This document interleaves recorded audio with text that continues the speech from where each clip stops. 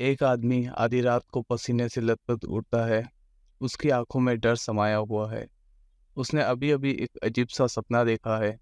एक जगह जो उसने कभी नहीं देखी, लोगों के चेहरे जो उसे जाने-पहचाने लगते हैं, मगर वो नहीं जानता कि वे कौन है। कुछ दिन बाद वो एक अनजानी जगह घूमने जाता है। उसकी आंखें चौड़ी हो जाती है। यह वही जगह है जो उसने सपने में देखी थी।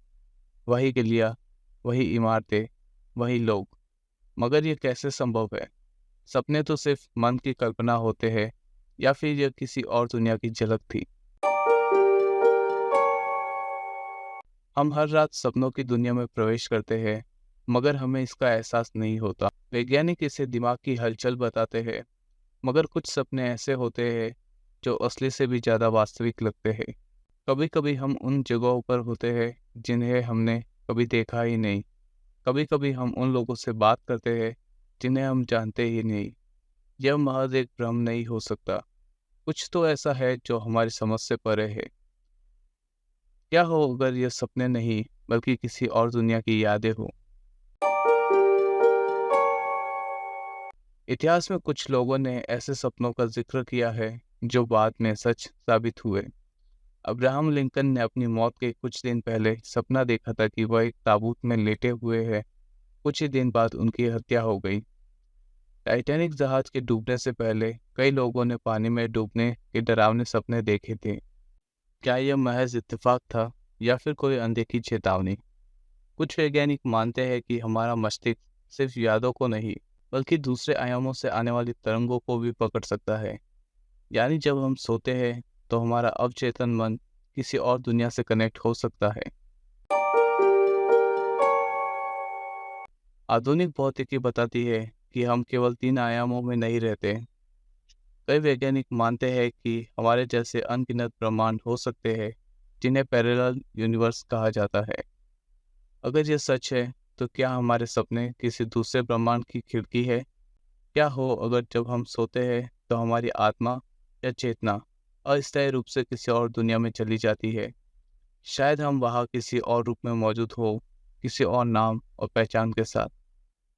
हम जागते ही सब भूल जाते हैं, मगर कुछ यादें बची रहती है सपनों के रूप में। कुछ लोगों के सपने सिर्फ बीती यादें नहीं होते, बल्कि आने वाले समय की तस्वीरें होते हैं। कई लोगों ने सपनों में उन घटनाओं को देखा है जो बाद में सच हो गई। कुछ साइंटिस्ट इसे महज संयोग मानते हैं, मगर कई रिसर्च यह साबित करती है कि हमारा अवचेतन मन समय की सीमाओं से परे जाकर चीज़ों को महसूस कर सकता है। क्या इसका मतलब यह है कि हमारा दिमाग किसी और स्तर पर टाइम ट्रेवल कर सकता है? अभी आपने सपना देखा है जिसमें आपको एहसास हो गया हो कि यह सपना है? अगर हाँ, तो आपने लूसिड ड्रीमिंग का अनुभव किया है। इस अवस्था में इंसान अपने सपनों को नियंत्रित कर सकता है। वह उड़ सकता है, समय को रोक सकता है, किसी भी चीज़ को अपनी मर्जी से बदल सकता है। आध्यात्मिक ग्रंथों में इसे स्वप्न योग कहा गया है, जहाँ ऋषि मुनि ध्यान के माध्यम से दूसरे लोगों की यात्रा करते थे। क्या यह सिर्फ कल्पना है या फिर हमारे अंदर सच में ऐसी शक्ति है जिससे हम किसी दूसरी दुनिया तक पहुंच सकते हैं? भारतीय वेदों और उपनिषदों में सपनों को 3 अवस्था में बांटा गया है: जागृत, स्वप्न, सुषुप्ति।